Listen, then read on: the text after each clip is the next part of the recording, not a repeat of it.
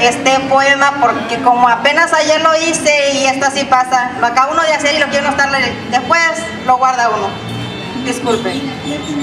Madre patria, el águila destroza el corazón de tus hijos, sus garras perforan tus entrañas, su pico absorbe tu sangre negra como la noche. Madre patria, ¿quién acudirá ante tu desgracia?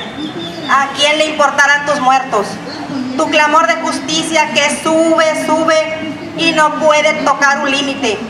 Las calles silenciosas han sido lavadas con sangre. Aquí se decidirá el futuro de la humanidad. Aquí el norte y el sur chocarán.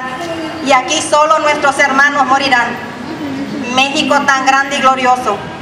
México que espantas al mundo con tus atrocidades. Donde morir ya es un arte. El águila imperial una vez más remonta al vuelo. Y a lo lejos planea, planea, para luego caer en picada sobre el pecho desnudo de nuestra inerme patria. Muchas gracias.